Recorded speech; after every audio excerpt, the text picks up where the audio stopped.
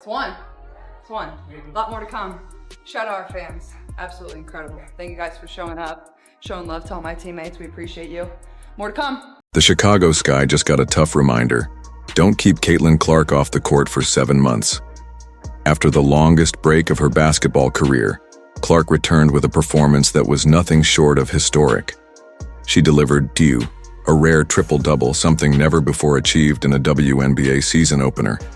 It wasn't just a great game, it was a clear message. Clark led the Indiana Fever to a dominant 35-point win, turning heads across the league. This game didn't just start the season, it sparked a new rivalry. And from the looks of it, things are only going to get more intense from here. They're going to make this rivalry come back, this manufactured rivalry, which, by the way, you guys, the Indiana Fever beat the Sky by nearly 40 points. They won 93-50. The Chicago Sky had no answer for Caitlin Clark's brilliance, Aaliyah Boston's strength in the paint, or the Fever's intense defense that held the Sky to a miserable 29% shooting. Sure, Angel Reese pulled down 17 rebounds, but her overall performance, along with her team's, was a complete disaster from start to finish. This wasn't just a win for the Fever. It was a statement. They didn't come to play. They came to dominate. Caitlin Clark and the Indiana Fever made it clear they're not just here for the show. They're here to compete, and they're here to win. We're breaking down exactly how Clark and the Fever humbled Angel Reese and the Chicago Sky on opening night. If you're riding with the Fever, drop a comment below. Baby goat over baby giraffe. Let's go. Regular season is here, and we have no more time for flirting, folks. We have no more time. It's time to get serious about our business. And Caitlin Clark handled her business game 1. 20, 10, and 10.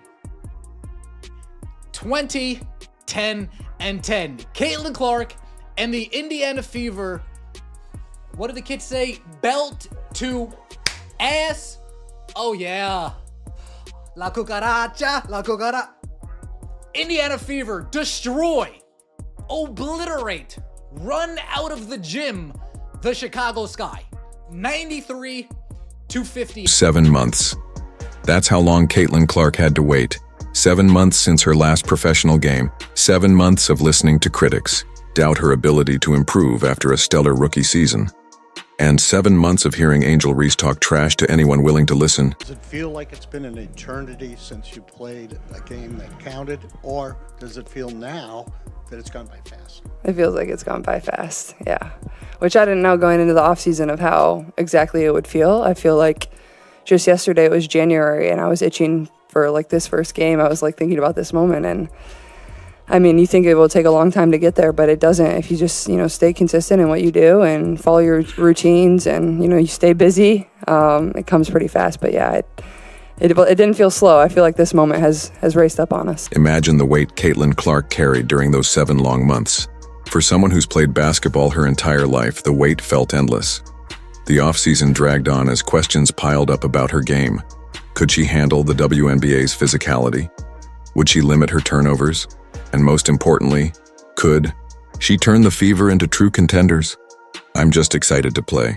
Excited to finally get out there, Clark said before the season began. I'm excited to play, excited to get out there and play. I think it's different when it's the first one of the season. Like, you just are really amped up to get out there. A little anxiousness, but nothing I haven't experienced before. I think more than anything, just excited. I think once you eventually get in the building and you get here and you get in your routine of preparing for the game, you're pretty locked in. And honestly, I'm ready to go play right now. Forget warm-ups. The pressure only grew during the preseason. Clark gave glimpses of her talent, but nagging leg issues forced her to miss some action. Critics were already circling, ready to attack if she fell short in her regular season debut. And who was waiting for her in that first game? None other than Angel Reese and the Chicago Sky. But let's be honest, only Reese and the media are treating this as a rivalry. Caitlin Clark? She doesn't have a rival. Rivalry is great for sport. Like, I understand that. I grew up loving rivalries. Like, I grew up in Iowa State. That's like a pro matchup in the state of Iowa. Like, I understand that. Or whether it was my high school team, like, I still hate our rival high school, Valley High School. Sorry, I'm sure there's a lot of people from Valley High School that love me and support me now. I appreciate that, and I appreciate you guys, but I wasn't your biggest fan. I didn't like the Tigers growing up, so my parents, my grandfather was the football coach growing up, and Valley was our biggest rival. It was the biggest class in Iowa, and I was taught to, growing up, if we were driving by the high school, to hold my breath because I couldn't breathe that air. From the opening minutes, it was clear. Caitlin Clark was different.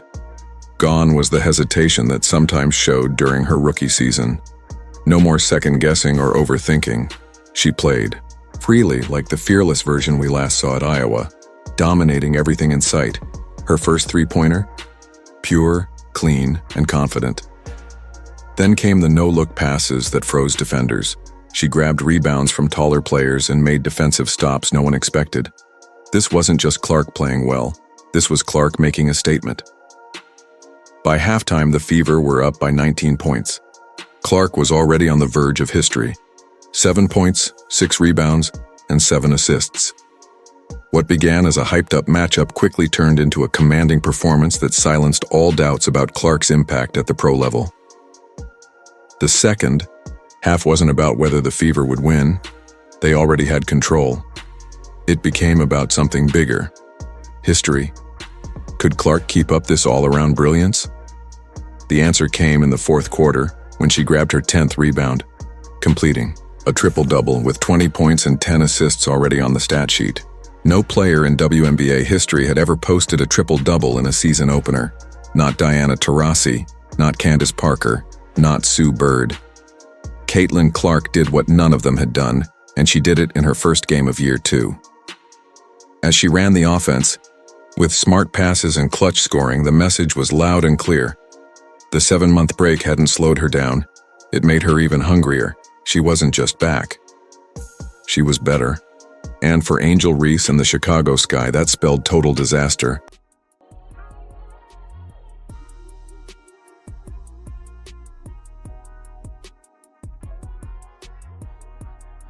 Here's where everyone got it wrong. Most people expected Caitlin Clark to put on a scoring show, but no one predicted the Fever would turn into a defensive powerhouse overnight. Chicago came in ready for a high-scoring battle, but instead they walked right into a nightmare.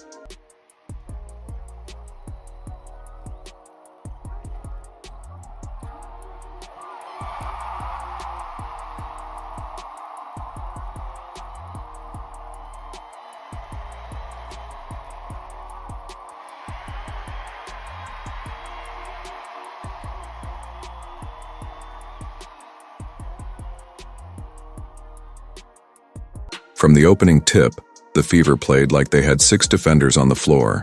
Every shot was contested, every passing lane shut down, and every drive met with multiple defenders. Chicago couldn't find any space, rhythm, or answers. They looked completely overwhelmed and out of sync. Anything like, as a player, you approach the game the same every single time, or you should. That's how you should approach every single game.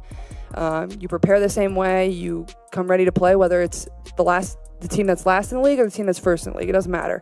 I think for the fans, it's great. They love it. And Chicago is the closest team to us. We bus there usually, so I get it geographically. But I think for our team and our group, it's, we prepare the same way every single game. But I expect today to be an awesome game. At the heart of this defensive masterclass was Aaliyah Boston. She owned the paint, recording 5 blocks to match her career high. Her performance against Camila Cardardoso, her former South Carolina teammate, was almost unfair. At 6'7", the Sky Center struggled to establish any presence inside against Boston's perfect positioning and timing. Boston didn't just block shots, she intimidated, altering countless attempts that don't even show up in the box score.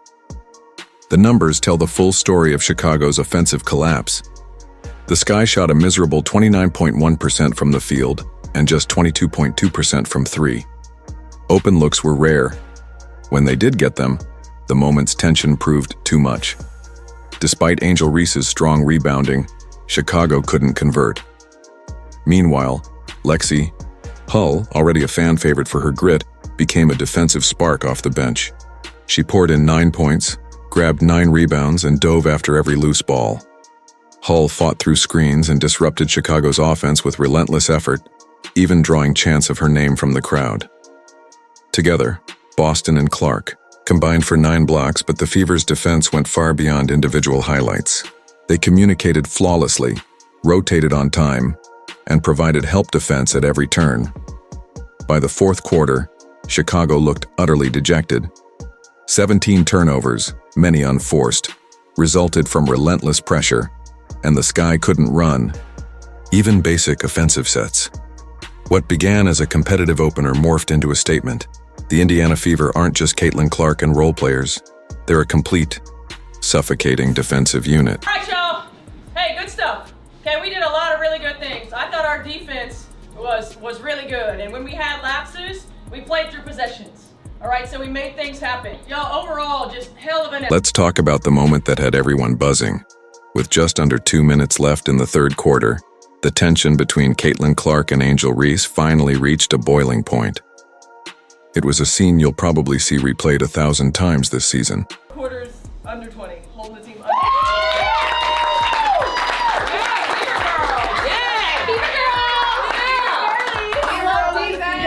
Steph said it, we were relentless, we played through possessions, but that physicality and that relentlessness, possession after possession, wears on a team. And then that was the entire game. They were feeling us every cut. We were talking, we were communicating, we were flying around, deflection. Clark tried to make what she later described as a routine take foul to stop Reese from getting an easy layup. It wasn't anything wild, just a typical basketball move to prevent 2 free points. But the officials saw it differently. They went to the monitor, reviewed the play, and decided to upgrade it to a flagrant foul. That call instantly set off a wave of backlash from fans, commentators, and even players on the court. The moment turned a simple foul into one of the most talked about plays of the night.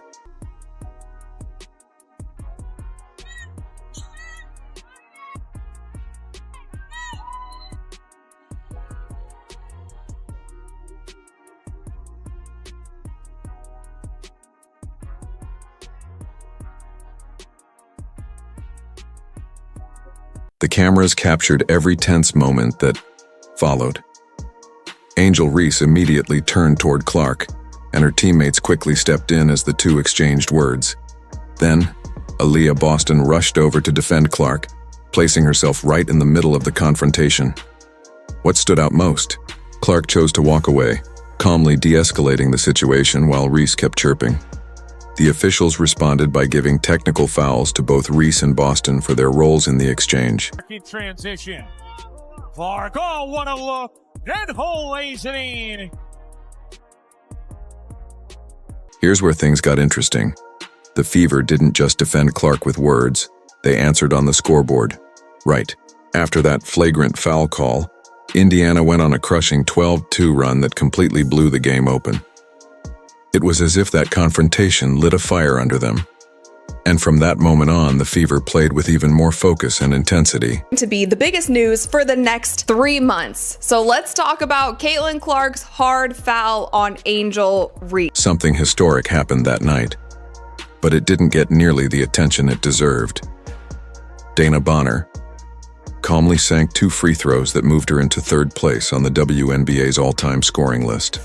While all eyes were glued to the Clark-Reese rivalry, a true legend was quietly making history right in front of us. Essentially, Angel Reese gets the ball, Caitlin Clark goes over, does a hard foul, commits a hard foul on Angel Reese. She falls to the ground. After that, Angel Reese gets up. She's feeling super spicy. She's charging at Caitlin Clark. Caitlin Clark is walking away. Aaliyah Boston steps in and kind of stops Angel Reese. Courtney Vandersloot also steps in. The contrast couldn't have been clearer.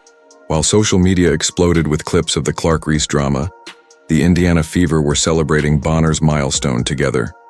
The way the team rallied around her showed not just respect for her legacy, but real chemistry and unity. And that's where the difference between Clark and Reese becomes obvious. One player turned the moment into something personal, the other stayed focused on the team, and made history in the process. Really watch the replay. Something feels off.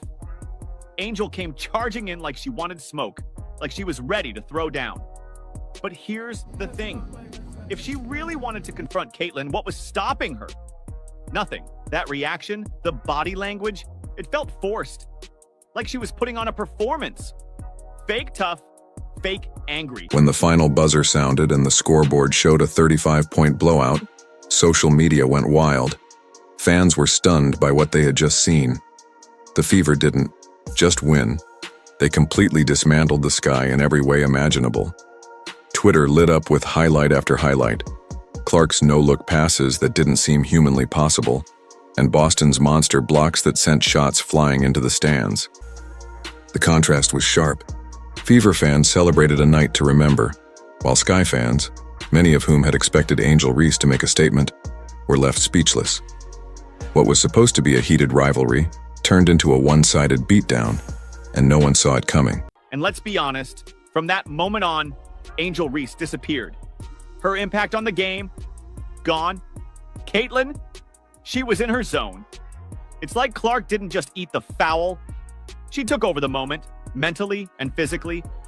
So now the big question is, was that fire from Reese real or just for show? Clark's post-game press conference showed exactly why fans admire her. There was no trash talk and no feeding into the rivalry drama others tried to build. Instead, she focused on what truly mattered. "I thought we were disruptive," she said, praising the team's defensive growth. She also took time to honor Dana Bonner's historic achievement, moving into third place on the WNBA's all-time scoring list, calling Bonner the strongest voice in our locker room. Nasty, back-to-back quarters with 13 points. Couldn't even get a quarter over 18 points. Oh, Chicago Sky, I had you overrated. Oh, how I overestimated what I would see from the Chicago Sky. The Indiana Fever took care of business today. After the game, 7-month veterans welcomed the rookies warmly. Coach White gave an emotional speech about raising the team's standards. This wasn't just celebration over a win. It was a moment of realization. The Fever knew they had the potential to be something truly special. And the second free throw to Passer. And Joanna Bonner sits alone in third. Meanwhile, Chicago's post-game atmosphere was completely different. Angel Reese kept her comments about the flagrant foul short and simple. Basketball play, refs got it right, let's move on. Her teammates looked stunned by the heavy loss, struggling to explain how a game that was supposed to make a statement turned into such a disaster. Clark seemed to recognize that the team is still a work in progress. "I think we're still finding our chemistry together," she admitted. "But I mean, we just have so many weapons, and that's what makes it so fun." That honest statement might send chills through the rest of the league. The Fever won by 35 points, even while they're still building their chemistry. We wanted to open out the season, start off the season, letting everybody know this is a new team, and we have one goal. Did we play our best game today? I would say we didn't. The fact that we didn't play our best game and we still destroyed the Chicago Sky, gotta feel good about that. No Sophie Cunningham in the lineup. Arguably the first person coming off the bench for us, not arguably, most likely the first person coming off the bench for us, no Sophie Cunningham, and we destroyed the Chicago Sky. This wasn't a team hoping to improve anymore. This was a team that now expected to win. The Indiana Fever weren't just back, they had arrived as true contenders. Angel Reese and the Chicago Sky, they were just the first victims in what could be a very special season. In Indiana, the Fever didn't just win a game. They made a statement to the entire WNBA. A historic 35-point victory, highlighted by Clark's never-before-seen triple-double. In a season opener, Boston's shot-blocking dominance and a defense that left Chicago completely lost. Angel Reese and the Sky walked away with nothing but questions and a crushing defeat. All the trash talk now feels empty after they were outplayed in every way. The 7-month wait is officially over. The Indiana Fever are back, and better than ever. This wasn't just an opening night win. It was the start of what looks like the most thrilling season in Fever history. If you're riding with the Fever, comment Baby Goat over Baby Giraffe down below. Like, subscribe, and turn on all notifications so you never miss a moment. Click the video on the screen, and we'll see you in the next one.